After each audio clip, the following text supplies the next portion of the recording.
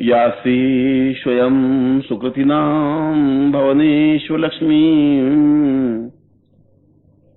पापात्मनां कृद्यां हरेषु बुद्धिं श्रद्धा सतां कुलजन प्रभवस्य लज्जा तात्वां नतात्म परिपालय देवी विश्वम। वह देवी जिनकी आराधना देवताओं ने भी की, जिनकी आराधना ऋषियों ने, सन्यासियों ने, योगियों ने, मुनियों ने भी की, गृहस्थों ने भी की, राक्षसों ने भी की, पितरों ने भी की, पूर्वजों ने भी की, गंधर्वों ने भी की, जो कि सुकृति देने वाली है, अच्छे रास्ते पर चलाने वाली है। सुकृति नाम भवनेश्वर लक्ष्मी, पापात्म नाम, और हमारे जीवन के दोष, इस जीवन के, पिछले जीवन के। तुम्हें तो अपने इस जीवन का ही ज्ञान है। तुम जहां से पैदा हुए, जहां तक मृत्यु को प्राप्त हुए, उसको एक जीवन कह दिया। जीवन तो एक लंबा चौड़ा एक कालखंड है। इससे पहले की हिसाब किताब इस जीवन में लेने देने पड़ रहे हैं। वे सारे दोष मिट सकें, उसके लिए भी भगवती लक्ष्मी की आराधना आवश्यक मानी गई है। हृदय से बुद्धि, हृदय को जागृत करने के लिए और बुद्धि का विकास करने के लिए। इसलिए लक्ष्मीवान को श्रीमान कहा जाता है, बुद्धिमान कहा जाता है, समझदार कहा जाता है।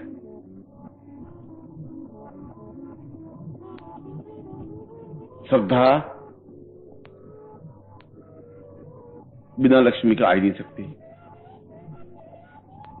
एक निर्धनता, एक गरीबी, एक अभिशाप, जीवन का दुर्भिक्ष, किस पे श्रद्धा करेगा? कौन सी श्रद्धा होगी? श्रद्धा जीवन का भाव है। और कुल जिन प्रभाव स्वरत जान, सारे कुल को एक पालन पोषण करने की क्रिया है। हमारे परिवार में निर्धन भी होगा, अशक्त भी होगा, बीमार भी होगा। हमारे चाचा होंगे, काका होंगे, चाची होंगी, बीमार होंगी, अशक्त होंगी, पड़ोसी होंगे। कुछ ऐसा तो हमारे पास हो कि हम उनका सहायता कर सकें, मदद कर सकें, दे सकें, देने की हमारे पास क्षमता आ सके, एक मन में संतुष्टि आ सके कि मैंने जीवन में कुछ किया। वह चाहे परिवार तुम्हारा रक्त का परिवार हो, वह चाहे समाज का परिवार हो, वह चाहे संस्था का परिवार हो, वह चाहे राष्ट्र का परिवार हो, वह चाहे ब्रह्मांड का परिवार हो। हम तो एक परिवार से जुड़े हुए हैं। जितना जो कुछ हम दे सकें, देने की क्रिया है। तात्वाम नतास्म परिपालय देव विश्वम।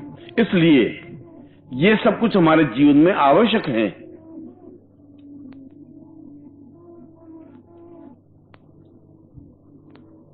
अगर ये नहीं है तो फिर जीवन तो बन ही नहीं सकता। वह तो शमशान बन जाएगा, एक अघोरी से बन जाएगा, एक कंगाल में जीवन बन जाएगा, जहां याचना और दीनता और आंसुओं के अलावा कुछ बचेगा ही नहीं। और इसीलिए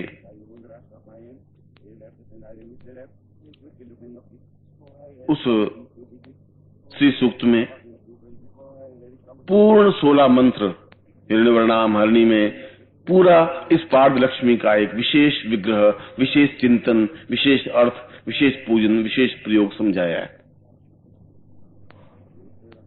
ये समझाया कि हम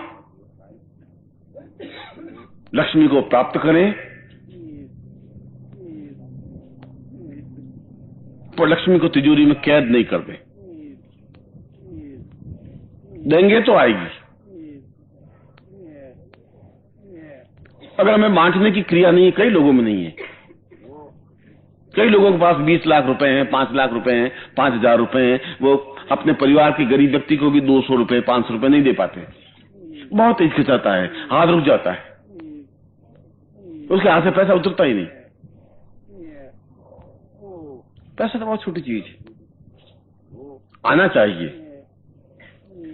और आपके हाथ से जाए, उनकी मदद करें। बिल्कुल लक्ष्मी को कैद कर देने से और लक्ष्मी को तिजोरी में बंद कर देने से जीवन नहीं चल सकता। वह तो फिर वैसा ही जीवन हो जाएगा जैसा एक बंधुआ जीवन है। पहले आप किसी और की गुलाम थे, फिर आप लक्ष्मी के गुलाम बन गए। और यदि आपके पास 25,000 रुपए हैं और 4 महीने बाद छल झूठ करके 26,000 रुपए हो भी गए, तभी कितना अंतर आ जाएगा। एक इतना एहसास होगा कि मेरे पास अब 26,000 रुपए होगा।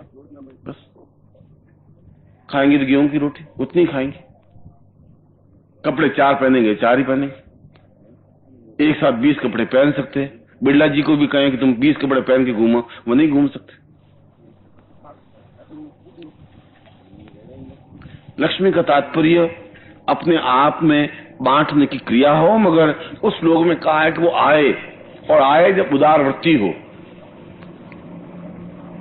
जब हमारा मन ही मैला हो, जब मन ही कंजूस हो, जब मन में ही कपटता हो, तो मरेंगे, पीछे छोड़ के चले जाएंगे, बेटे उसको उड़ा देंगे। जो हमने प्रयत्न करके परिश्रम करके तुमने जो 50,000 रुपए इकट्ठे किए, तुम उसका भोग नहीं कर पाए, क्या फायदा हुआ?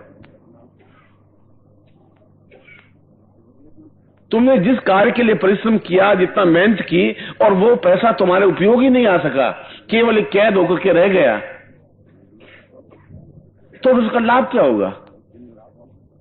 आनंद क्या होगा? तृप्ति क्या होगी? आप किसी को 5 रुपए 50 रुपए 100 रुपए सहायता देकर के देखिए, किसी का कन्यादान करके देखिए, अपने परिवार की सहायता करके देखिए तो सही उनकी आंखों में आपके प्रति कितनी करुणा व्याप्त होती है, कितना अटैचमेंट व्याप्त होता है। यह तभी आप आता है जब में विवेक पैदा होता है, जब में गुरुत्व पैदा होता है। गुरुत्व का मतलब ज्ञान पैदा होता है, जब ये एहसास होता है कि लक्ष्मी का सही सदुपयोग क्या है। इसलिए हमारे पूरे हिंदी के अक्षरों में ल अक्षर है तो द अक्षर भी है। अगर लेना है तो फिर देने की क्रिया भी है। जीवन में आपके ऐसे क्षण हमारे यहाँ, एक मैंने कई बार उदाहरण देता हूं, बिल्कुल मैं सत्य और प्रामाणिक घटना तुम्हें सुना रहा। यहां से किलोमीटर हमारे एक मेरे शिष्य रहते हैं, नथमल। ये तुम लोगों का दुर्भाग्य है कि तुमने उनके दर्शन किए नहीं। ये मेरा सौभाग्य है कि वे मुझे दर्शन देते रहते हैं। और शिष्य इसलिए है कि मैंने बूढ़ से उनको दीक्षा दे दी थी। दीक्षा देने से पहले भी मुझे 5 पैसे दिए नहीं, दीक्षा देने के बाद भी कोई फल मुझे लाके दिया नहीं। तो उसने देने और लेने की तो कोई बात नहीं, मगर मुझे गर्व उन पे इसलिए है कि नथमल अपने आप में नथमल है। यहां पर रत्नाडा एक मोहल्ला है, मुश्किल से आधा किलोमीटर होगा।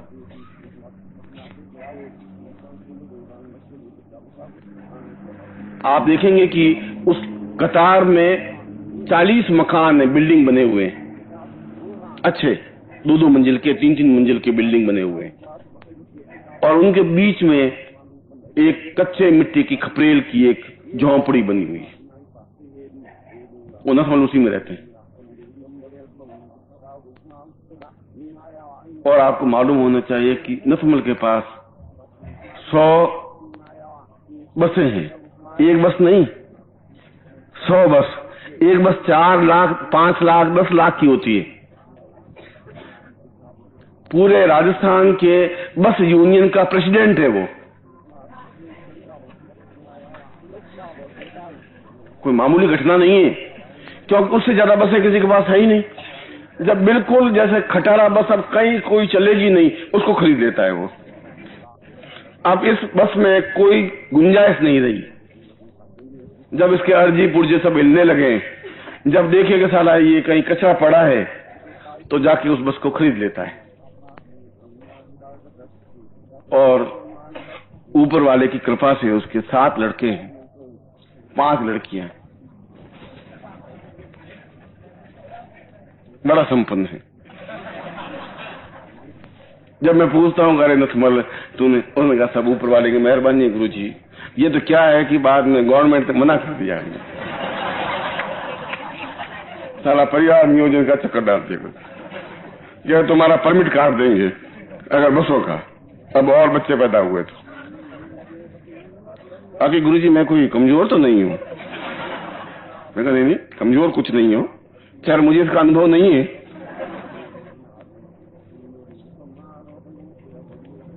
उसने अपने शादी के समय जो धोती खरीदी थी वो धोती आज भी चल रही है उसकी। इतने पैबंद लग गए हैं धोती में कि अब मुझे विश्वास नहीं होता कि ओरिजिनल धोती क्या थी और पैबंद कितने हैं।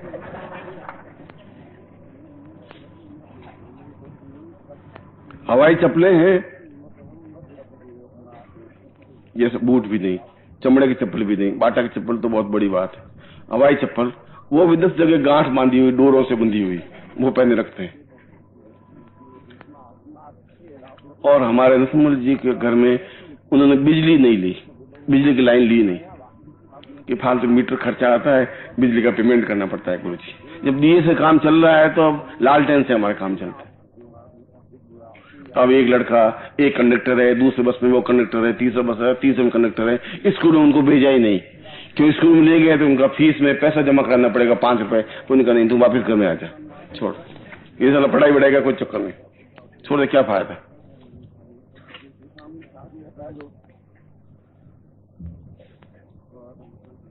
और वे बच्चे एक बस से दूसरे बच्चे में फुदकते रहते हैं, तीसरे में तीसरे चढ़ते हैं, उस बस से उसमें कूदते रहते हैं, उसमें उस बस में गए, आज उधर गए, आज उधर गए, और वो जो अपना कलेक्शन होता है वो आते रहते हैं, नथमल जी के पास आता रहता है। नथमल जी अपने आप में 100 बसों के मालिक हैं। घर में जब वो शाम को बिल्कुल अब सूर्यास्त होने को आ गया, अब तो कुछ पीछे जगह नहीं बची, तब घंटा घर जाएंगे और उस मालिन को पूछेंगे कि अब किसके पास कुछ सब्जी बची है पुरानी रद्दी, कि ये चंदलिया बचा है, ये चंदलिया कितने का है, उसने कहा 20 पैसे का, 2 पैसे में देगा।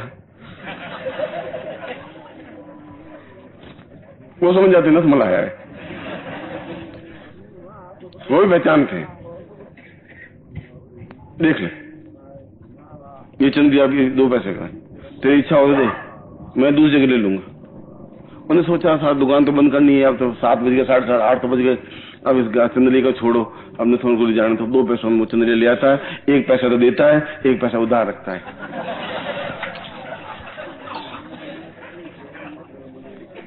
विश्वास रख, 100 बसें चलती हैं, दे देंगे, क्या है तो मर के जा रहे हैं, नाटनाड़ा मकान है, देख लेना।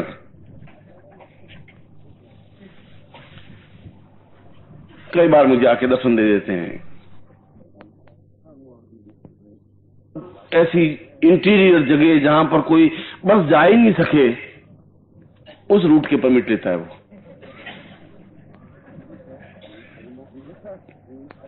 अब यहां से दुंदाड़ जाना है तो बस नथमल की बस जाती है, और कोई बस जाएगी नहीं, और कोई तरीका ही नहीं। नथमल की बस की विशेषता यह है कि उसके आप अंदर बैठ जाएं तो अंदर भी बिठा देता है, उसके ऊपर भी बिठा देता है। और बस की खासियत ये है, प्रत्येक बस की खासियत ये है कि वो एक बार में 500 कदम दौड़ती है, फिर रुक जाती है, फिर उनको कहते नीचे उतर को धक्का मारो, बहुत सभी साहब नीचे उतरते हैं, फिर यात्री धक्के मारते हैं, फिर बस वापस दौड़ती है, फिर बस आधा किलोमीटर जाती, धूम करके रुक जाती है, फिर कहते नीचे उतरो, फिर धक्के मारो, फिर धक्के मारते हुए चलते रहते हैं, बस चलती रहती।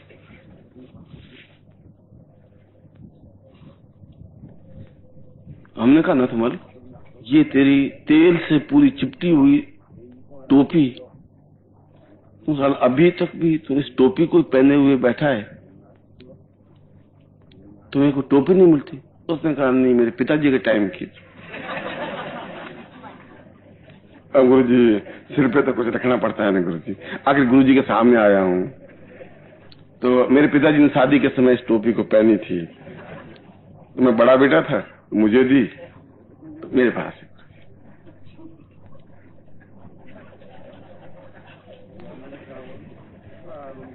मैंने कहा कि शिष्य तो कई मिले, पर उसको देखने के बाद जितना सौभाग्य मुझे अपने आप में नसीब होता है, एहसास होता है। एक बार मुझे मेरे कोई रिश्तेदार थे, उनकी ऐसे गांव में उनकी बारात ले जानी थी। गरीब थे, मेरे परिवार की थे। उनका भाई साहब हमें एक बस चाहिए किराए पर, तो वो सस्ती सी कोई बस हो तो आप प्रबंध करते हैं। मैंने कहा बस वाला कोई परिचित कौन है? तो ऐसा मैं नथमल परिचित है। चलो वहां पर तो उस रूट पर तो अब बस में बारात जानी है और मुझे काम सौंप दिया है, तो वो परिवार वाले बेचारे गरीब थे, तो उनको बस लड़की वालों ने कह दिया था कि बस में आएगी बारात, बस आपका प्रबंध करना पड़ेगा।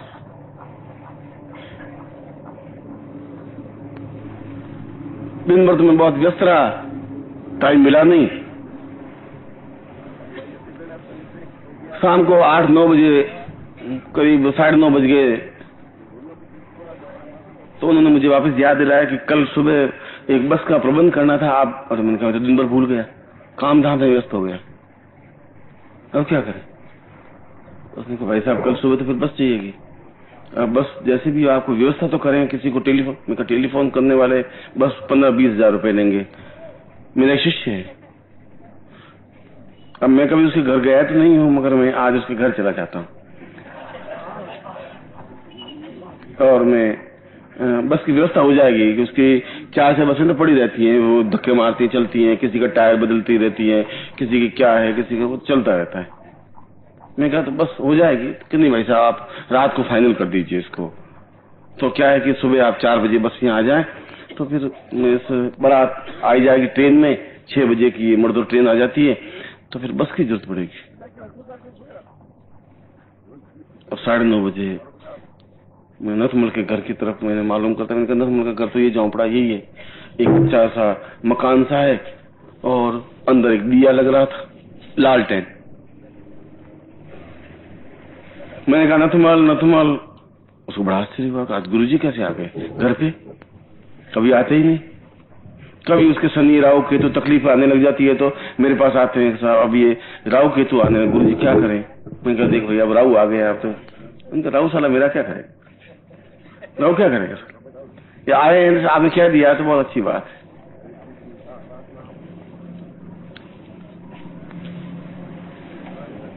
मैंने कहा नथमल अंदर गया तो सब बच्चे तो अपने सो रहे थे। एक अंदर कोई 22 साल का था, कोई 24 साल का था, कोई 27 साल का था, सब बच्चे। शादी उनकी की नहीं, शादी कौन करेगा? नथमल के लड़कों की। उनको कोई चिंता नहीं, फिर शादी करेंगे सारा, फिर बहू आएगी, फिर रोटियों का प्रबंध होगा, फिर ये सारा चक्कर। और अपने आप शादियां कहीं कहीं करते रहेंगे तो अब उनको तो क्या है कि गुरुजी मैं तो बिल्कुल अनाक्षत भाव से परम समझता है गुरुजी, अपने आप शादियां करेंगे।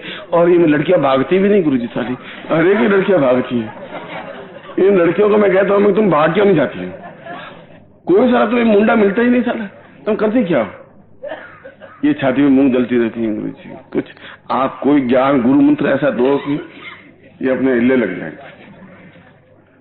अब उनको तो ढूंढना तो है नहीं, गई चल। मैं कहूँ इसलिए नहीं आया हूँ, तो लड़कियों को भगाने के लिए मैं थोड़ी आया हूँ। तो मैं अंदर गया, कमरे में कमरा था, कमरे में गया तो उसने लालटेन बहुत धीमी कर दी, बिल्कुल धीमी, ऐसी धीमी कि नथमल का चेहरा भी नहीं दिखे। तो साला ये क्या हुआ, नथमल का चेहरा भी नहीं दिखे। मैंने कहा ये तो बड़ी आश्चर्य की बात है। खैर मैंने कहा कोई बात नहीं, मैं नथमल मैं काम से आया हूँ, भी ज्यादा समय तो तुम्हें यहाँ बैठ नहीं पाऊंगा ज्यादा, मगर मुझे एक बस की जरूरत पड़ेगी और सुबह एक बस गुरुजी आप एक ही जगह 2 ले जाओ। बसों की क्या है, बस चिंता मत करिए। और सुबह कितने बजे बस ट्रेन पे पहुंचानी है तो ट्रेन पे आ जाएगी, जहाँ आपके घर के आगे तो बस खड़ी हो जाएगी। गुरुजी आप पहली बार जिंदगी में आए मेरे यहाँ तो बस गंगा आ गई, पावन तीर्थ आ गया। बस आप हुक्म दीजिए, आप घबराइए मत, जो कुछ भी होगा। बस ये है कि ये बात बारातियों को थोड़ा ध्यान रखना कि धक्के मारने पड़ेंगे। मैं कहा बारातियों को समझा देंगे, वो तो कोई बात नहीं। अब मैं क्या करूंगा, अब मेरा तो इसमें कोई दोष नहीं है। अब बस चाहिए, रात को 10 बजे बस चाहिए। तो मगर तूने यूं बहुत ये लालटेन बहुत धीमी कर दी, ये थोड़ी रोज तेज कर। उनका गुरुजी मैं सब नंगा बैठा हूँ, बिल्कुल रात को कपड़े नहीं पहनते।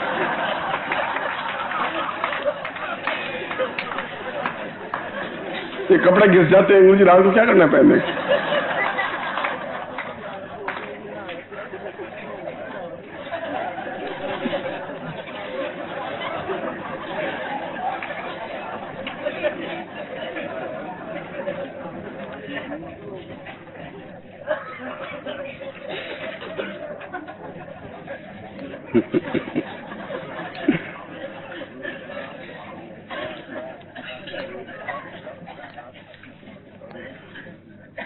मैंने उठ करके हाथ जोड़े, तुम रात को कपड़े तुम्हें हमारे बच्चे भी नहीं पहने, इनको तो पहनना पड़ता है। रात को कौन देखता है, घर में कौन है, घर में। इसलिए फिर मैंने कहा रोज दिन तेज होगी तो फिर आप सब देखोगे।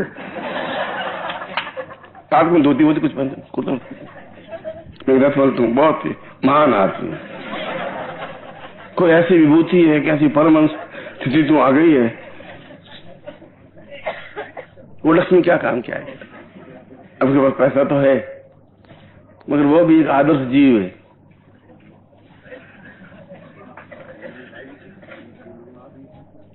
लक्ष्मी का तात्पर्य ये नहीं है कि हम उसको तिजोरी में कैद कर दें, बांध दें।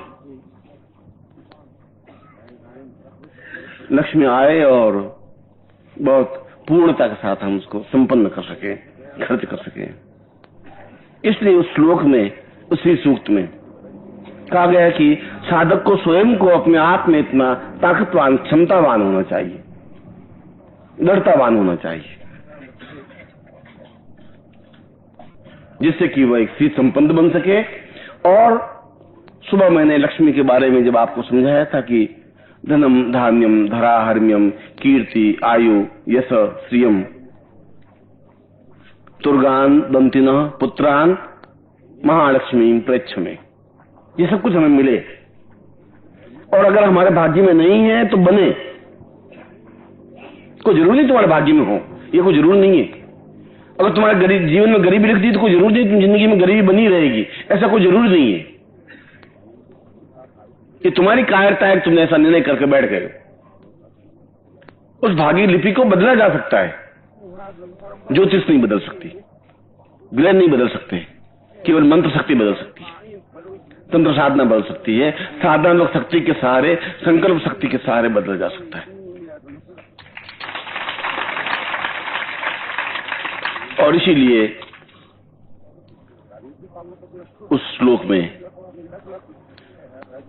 उस पारदेश्वरी लक्ष्मी, आज सुबह मैंने आपको बताया था कि आपके घर में ऐसा विग्रह स्थापन होना चाहिए, इसलिए कि आपके जीवन में एक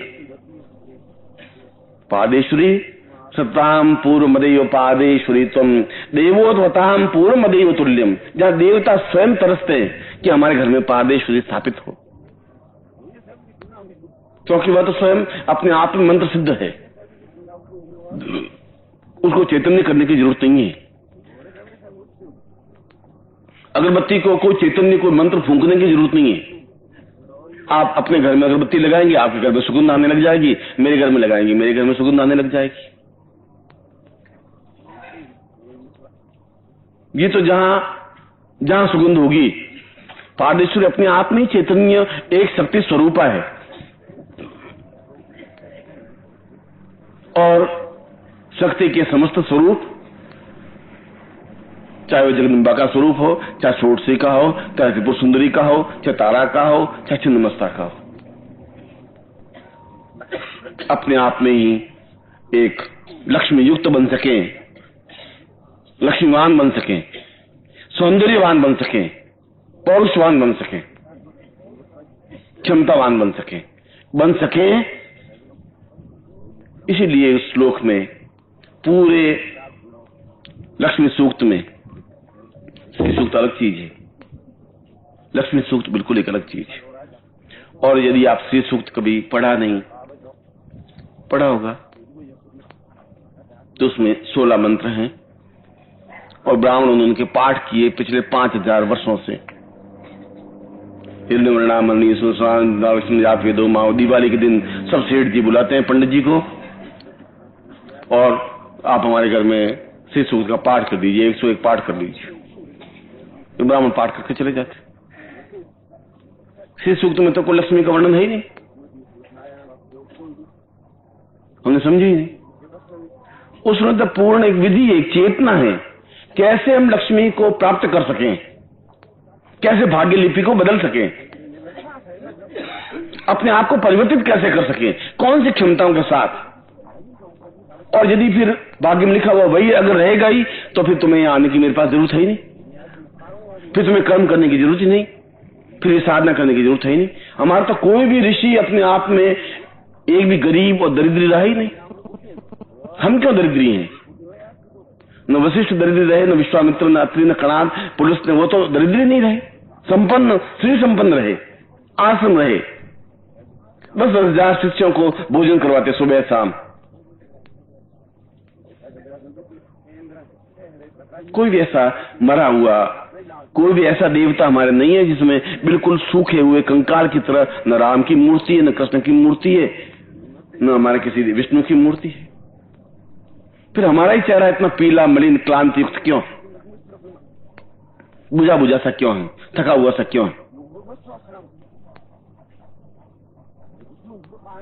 इसलिए कि हमने कभी अपने भाग्य को परिवर्तित करने के लिए सोचा नहीं, विश्वास करके बैठ गए, जो भगवान ने लिख दिया वो तो हो ही जाएगा, भगवान ने लिख दिया वैसा ही होगा, गरीबी है तो भगवान की कृपा है, बस गरीबी चलती रहेगी। हमने प्रयत्न नहीं किया, हमने इस बात को सोचा नहीं कि क्या क्या शोधना है, कोई साधना है, क्या कोई ऐसा मंत्र जाप है, क्या कोई ऐसी क्रिया है, क्या कोई ऐसी चेतना है। अगर श्री सूक्त में पूरा वर्णन है उस लक्ष्मी को अपने आप में पूर्णता प्राप्त करने की, तो हम उसको कब समझेंगे, उसके श्लोक को कब समझेंगे, उनका पाठ करने से कैसे चलेगा,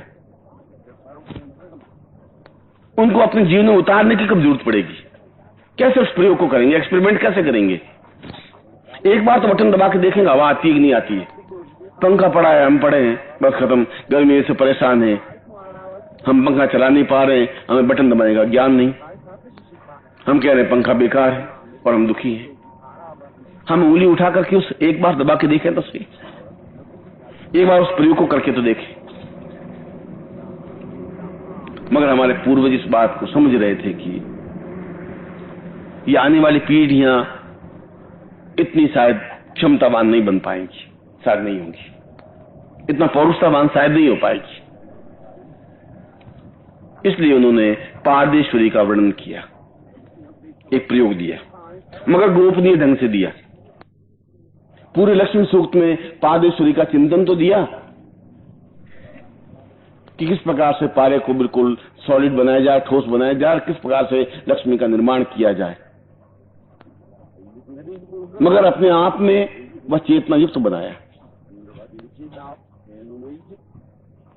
इसलिए आज सुबह में जब लक्ष्मी के बारे में जो चिंतन आपको दे रहा था तो मैं आपको भटका नहीं रहा था, मैं ये आपको समझा रहा था कि आप आम आदमियों में से आदमी नहीं है। मैं हर बार आपको आपकी जाति से परिचित करवा रहा हूं, मैं हर बार आपके गोत्र से, आपके नाम से, आपके कुल से, आपकी शिष्यता से आपको परिचित करवा रहा हूं।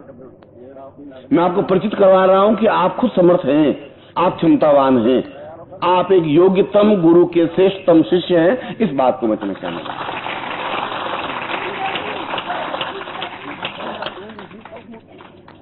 मगर हमें थोड़ा प्रयत्न करना पड़ेगा, थोड़ा सा उसको स्थापना करनी पड़ेगी, थोड़ा सा उसको चिंतन करना पड़ेगा। हर बार आपने लक्ष्मी का प्रयोग, पूजन प्रयोग किया, चिंतन किया, लक्ष्मी की माला पहली, मंत्र जाप किया, कमलगट्टी की मालाओं से भी काम किया, आहुतियां भी दी। जैसा कहा वैसा करें।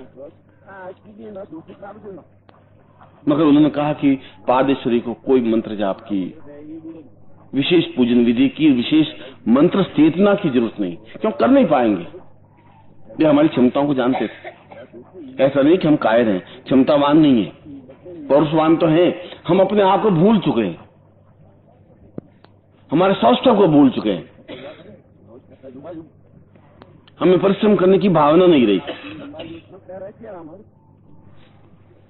हमें बुद्धि और चेतना नहीं रही। हम केवल एक मजदूर रहे, परिश्रम रहे, मेहनत करते रहे, संघर्ष करते रहे, गालियां खाते रहे, गालियां देते रहे, झिंझा करते रहे, घर में बिल्कुल नगाड़े बजाते रहे, और जब कुछ नहीं हुआ तो ललाट पे हाथ रख करके बैठ गए। आप ही नहीं बैठे, आपसे पिछली 25 पीढ़ियां ऐसे बैठी। हो सकता है उनको कोई जीवंत गुरु नहीं मिला हो, नहीं ठोकर मारी हो, नहीं समझाया हो, कोई जरूरी नहीं है, नहीं चेतना मिली हो, कोई जरूरी नहीं है कि मैं आपको समझाऊं और आप समझ जाएंगे, ये कोई जरूरी नहीं है।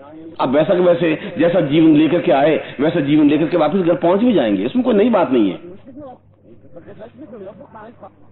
मगर जब एहसास कर लेंगे कि मुझे इस प्रयोग को, इस साधना को, इस मंत्र को, इन अष्टादश सिद्धियों को, योग को, इस प्राणायाम को, इस चिंतन को परख लेना है, टेस्ट कर लेना है, देख लेना है। और गुरु जितना कह रहे हैं, इतना सीख रहे हैं, तो जरूर कोई न कोई बात होगी। क्यों हमारे लिए बार बार इतना कह रहे हैं?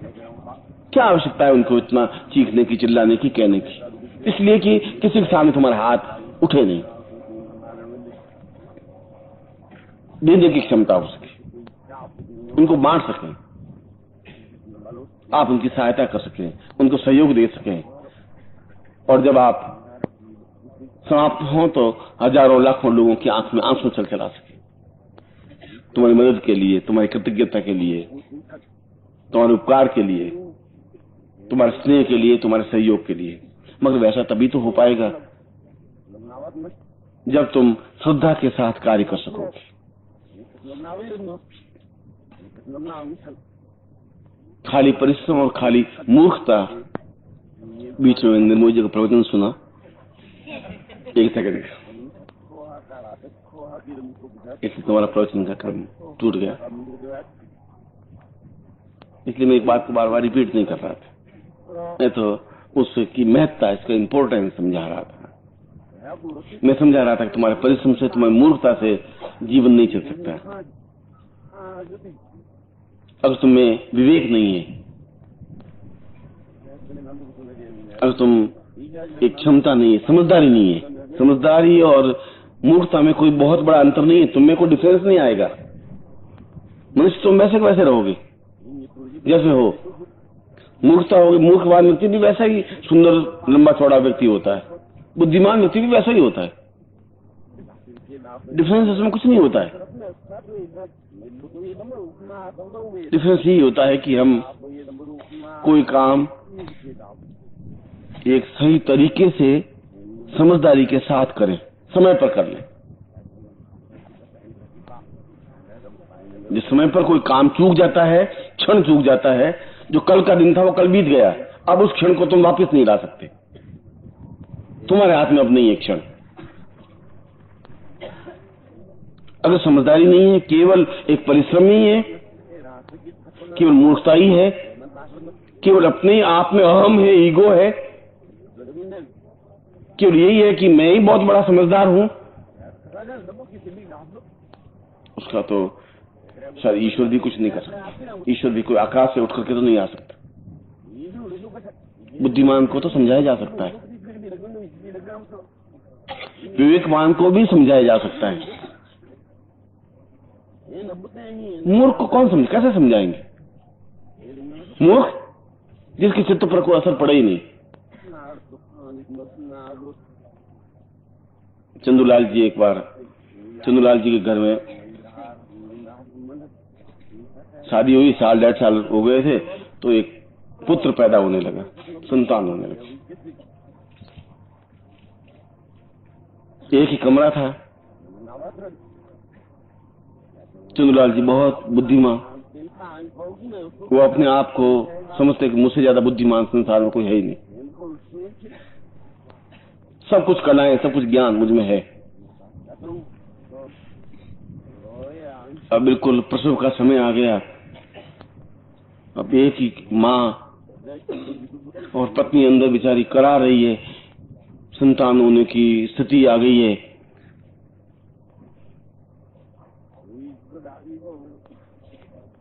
माँ ने छोटे भाई को कहा तुम दौड़ो, दाई को बुला के ला, फुर्ती कर। छोटा भाई दौड़ा दाई को बुलाने के लिए। पहले गांव में दाइयां होती थी, अब तो नर्सें हो गई।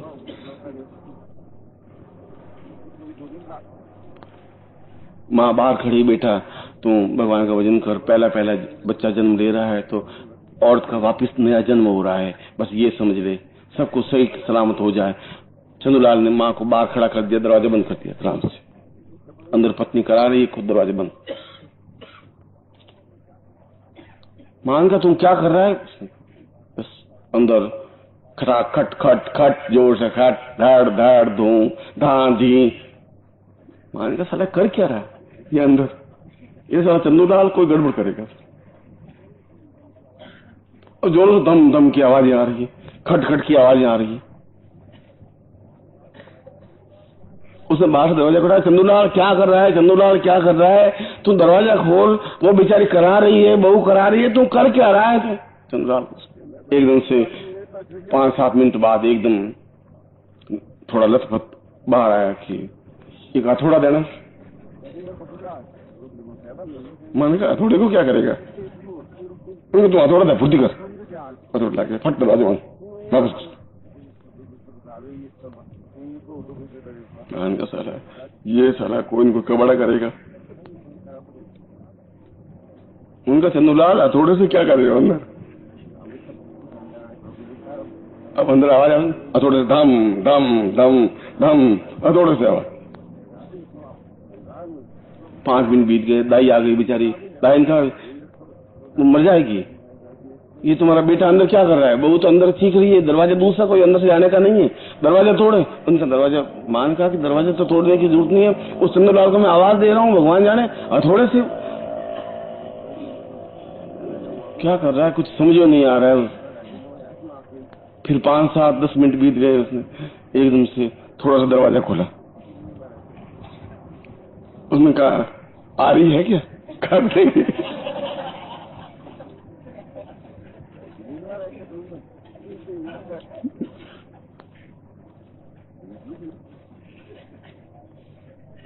मैंने कहा आ रही क्या? फुर्ती कर। अरे आ रही को क्या करेगा? और पसीना बह रहा है, पसीना पहुंच रहा है, तुम क्या उतारे मत कर, वो अंदर सीख रहे तुम, अब आ रही दे। वो आ रही और दरवाजा बंद। काटने की आवाज आ रही, कट कट। को सुन रहा है ये बहू को काट देगा। भाई ने कहा तुम क्या कर रहे हो? तुम चंदूलाल ये अंदर क्या कर रहे हो? बहुत गड़बड़ कर रहे हो। आरी को लेकर अंदर क्या कर रहे हो? पहले हथौड़ा ले गए और तुम आरी ले गए, इस आरी से क्या कर? अंदर से बहुत घिसाई की आवाज आ रही है। अरे नास बीटे, तू अंदर क्या कर रहा है? तुम दरवाजा खोल, बाहर आ, तुझे मालूम नहीं है इसमें औरत की जरूरत होती है, औरत के पास औरत होती है। तू साला वो सुन आरी से क्या कर रहा है? सब गड़बड़ कर रहा है, सारी बुद्धि तेरी कहाँ मरी गई है? तुम्हें समझता हूँ बुद्धिमान है, पर तू आरी से क्या कर रहा है? और अंदर ये काटने की क्या आवाज आ रही है? तुम क्या काट रहा है? ऐसे नहीं सारा तो बहू को काट के बच्चा निकाल दे। फिर 5-7-8 मिनट बीत गए। दरवाजा बड़बड़ाया जोर से, और जोर से वो चीखने चिल्लाने लगे। आस पड़ोस वाले इकट्ठे हो गए, साला चंदूलाल के अंदर घुसे हुए। थोड़ा सा दरवाजा खोला,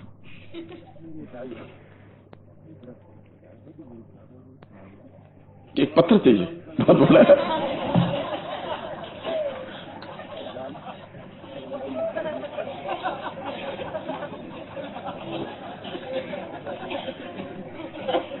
पता देना, बड़ा टुकड़ा हो तुम भीड़ की लोग।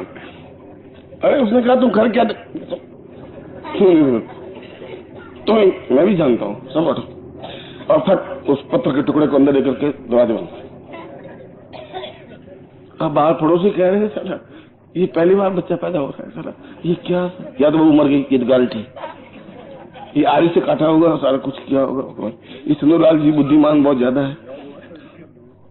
जितनी आवाज है धम की आवाज, धम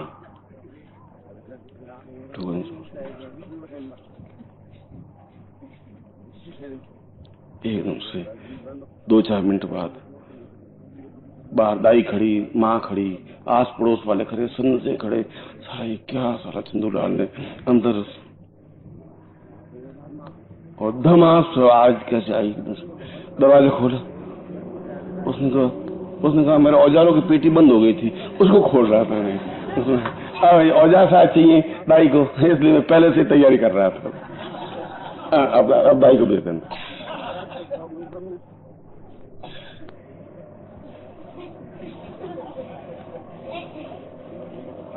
अपनी बुद्धि तुम्हारे को जरूरी नहीं है, तुम्हारी काम आवे, तुम्हारी आरी, तुम्हारे पत्थर और तुम्हारे औजार कोई काम आएंगे, कोई ठेका नहीं है। उन्होंने सोचा कोई एक हथौड़ा चाहिएगा, शायद दंतुआ चाहिएगा, पकड़ने के लिए कई चीजें चाहिएगी, दाई को एकदम से जरूरत पड़ेगी, फिर एकदम से चाहिए कि दाई तो मैं फिर पहले से, और वो पेटी खुल नहीं रही थी तो बॉक्स खोल कर तोड़ा। ये अब सब इसमें सब पलास वलास सब बेचने, जो बच्चे को पकड़ना हो तो तुम सुनो फिर मैं अक्कल खवाएगा।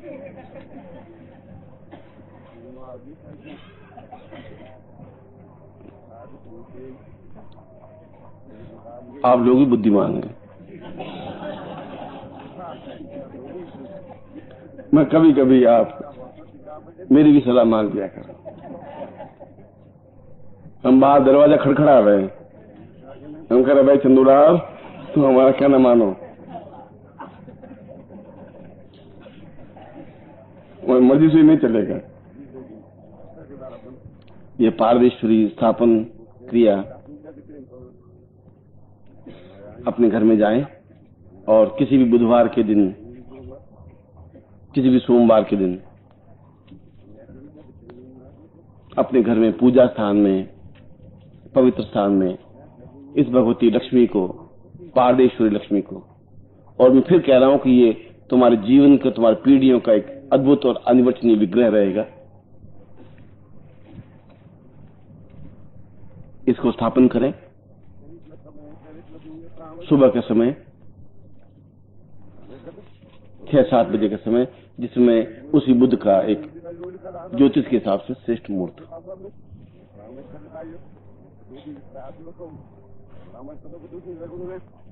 और फिर इसका एक मंत्र है, मैं आपको मंत्र लिखवा देता हूं, उस मंत्र को आप नोट कर लें। ये गारंटी है कि कितना ही निर्धन और असक्त और असहाय अपाहिज व्यक्ति भी पारदेश्वरी साधना के माध्यम से लक्ष्मीवान बनता ही है, ऐश्वर्यवान बनता ही है, सौभाग्यवान बनता ही है। उसके घर में लक्ष्मी सहस्र रूपों में लक्ष्मी रहती ही है।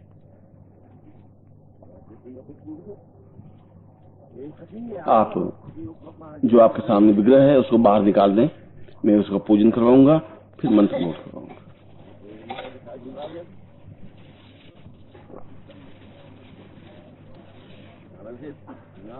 पारदेश्वरी गणपति ध्यान चिंतन में बोल रहा हूं।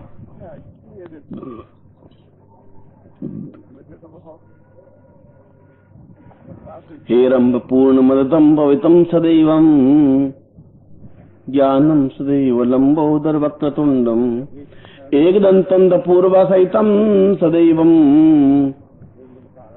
गणते च रूप मृदि सिद्धि सहित आवाहयामि मम रिद्धि रूपम आवाहयामि मम सिद्धि रूपम सुख सौभाग्य ऐश्वर्य प्रभुतां प्रदेवं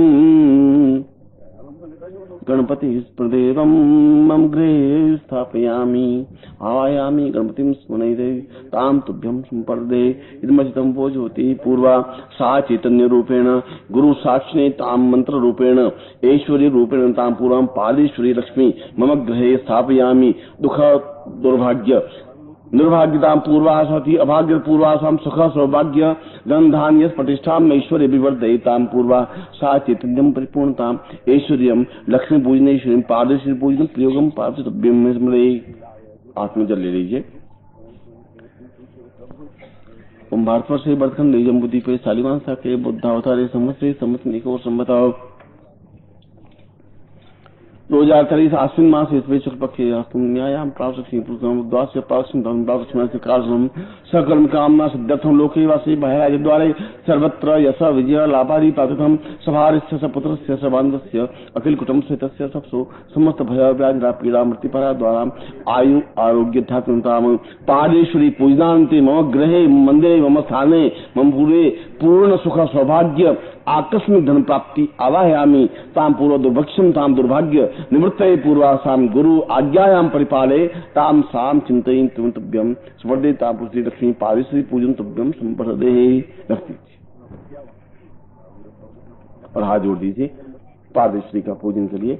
एताम परेश परिसंभवतम सदैवम लक्ष्मी स्वदेव सरितम सवितम सदैवम क्रियमाण रूप करितम पर्वतम पदेवम ग्रह रूप आवाम मवतम सदैवम लक्ष्मी तमेव परिपाम फलपूरयन्तीं चिन्त्यं सदैव मदयन्त परन्त पूरम चिन्त्यो विचिन्त्य मयितं भवतं सदैवं लक्ष्मी सदैव परिपूर्णतमनाम सिन्धुं ममतां गृहे बसवितं परपि पदेवम् आत्मानुभूति सुख सौभाग्य पूर्वं सदैवं चिन्त्यं विचिन्त्य अदितं वरितं सदैवं पार्देश्वरी तुम प्रणमं नमामि।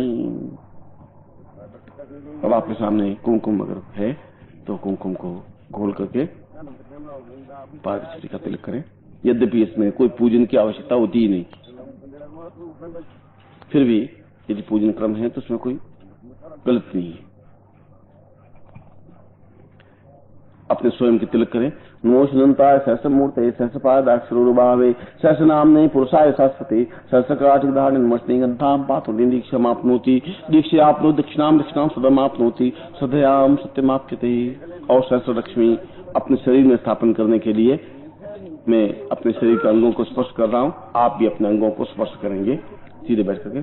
साम देवीं ताम हाँ पूर्वा महालक्ष्मी आवाहयामि मम शरीरे साम शिरस्थाने आवाहयामि स्वस्थे पूर्वाहयामि लाटे सौभाग्यम आवाहयामि पुरुषम सौभाग्य लक्ष्मी ताम पुरुषाम तस्मान् सचिंतयामि स्वस्ति घ्राणे घ्राण लक्ष्मी ताम पुरुषाम सौभाग्य धनधान्य स्मृति पूर्वाम मुखे वाक् शक्ति वाक् लक्ष्मी आवाहयामि एतस्मान् पूर्वादास्मन्ति ग्रीवायाम ग्रीवायाम पूर्वा चैतन्य लक्ष्मी आवाहयामि स्थापयामि ताम पुरुषाम वक्षस्थले पूर्ण महाम लक्ष्मी आवाहयामि आगच्छमाम पूर्वादास्मन् मम गृहे मम मंदिरे मम स्थाने मम मंदिरे मम स्थाने मम देहे स्थापयामि साम मम उदरे पेट में उदम सा पूर्वा सा चैतन्यम से अन्नपूर्णाम सामति सुखा सौभाग्य ऐश्वर्य अपताम पूर्वाम सा चैतन्यम परिपूर्णताम मते नाभो सा चैतन्यम परिपूर्णताम मतास्मानम सा लक्ष्मी आवाहयामि आगच्छति मम पादयो साम लक्ष्मी पूर्ण स्वरूपेण सुखा सौभाग्य दुर्भिक्षम न रोग नोसराति रोगांशेषान् पसिताम तुभ्यं से समस्त शरीरेभ्यो आवाहयामि तुभ्यं प्रभुदे। अब उसने जो आपने जो कुमकुम लगाया है उसको वापस अपने ललाट पे लगाइए। नमो सुनंताय सहस्र मूर्ते सहस्र पादाक्षरोरुभावे सहस्रनाम ने पुरुषाय शाश्वते सहस्र कोटि उदाहरण नमस्ते गंधाम पांतोरे दीक्षा आपनोति दीक्षा आपनो दक्षिणाम दक्षिणा सतम आपनोति सतयाम सत्यमाप्यते। और अब आप गुरु स्मरण करें। त्वमेव माता च पिता त्वमेव त्वमेव बंधु त्वमेव विद्या द्रविणं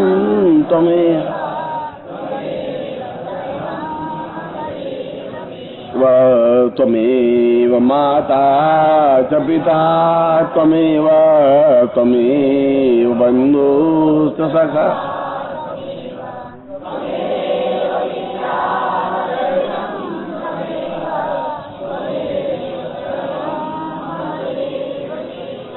त्वमेव माता च पिता त्वमेव त्वमेव बन्धुश्च सखा त्वमेव विद्या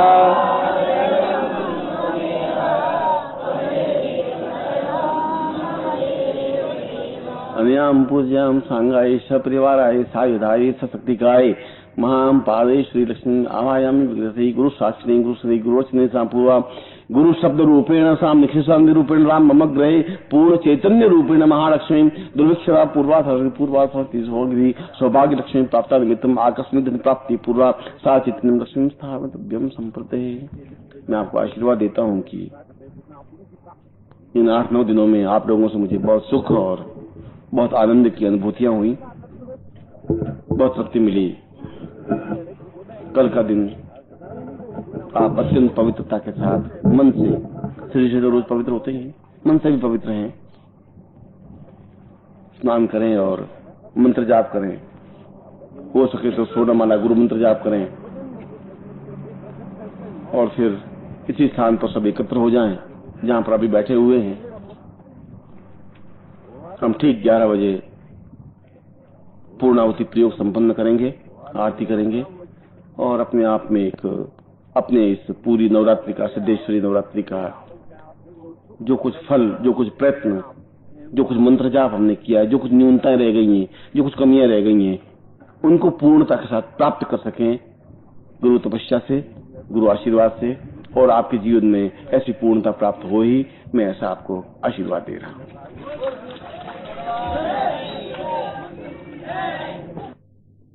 मैं मंत्र उच्चारण करवा लेता हूँ। मंत्र आपको शायद मैंने कहना भूल गया था, मगर मुझे मालूम पड़ गया कि आप बहुत चैतन्य